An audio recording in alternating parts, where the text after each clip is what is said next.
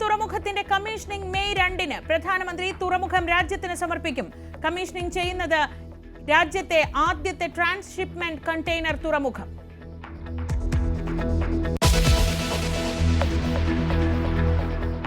മുനമ്പം പ്രശ്നം പരിഹരിക്കാൻ മുഖ്യമന്ത്രി ഇടപെടുന്നു.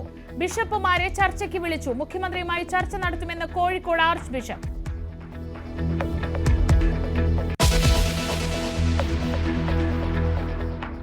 നവീൻ ബാബുവിന്റെ മരണത്തിൽ സിബിഐ അന്വേഷണം ആവശ്യപ്പെട്ട ഹർജി സുപ്രീം കോടതി തള്ളി. ആത്മഹത്യാ പ്രേരണ കുറ്റം നിലവിലെ അന്വേഷണത്തിൽ ഉൾപ്പെടുത്തിയിട്ടുണ്ടെന്ന് കോടതി. കേസിൽ സർക്കാർ നിലപാട് ശരിയെന്ന് തെളിഞ്ഞതായി LDF.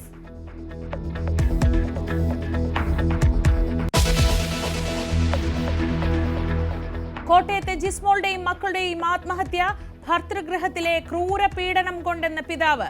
ഭർത്താവ് ശാരീരികമായി മർദ്ദിച്ചു. ഭർത്തൃമാതാവിനെതിരെയും സഹോദരിക്കെതിരെയും ഗുരുതര ആരോപണങ്ങൾ.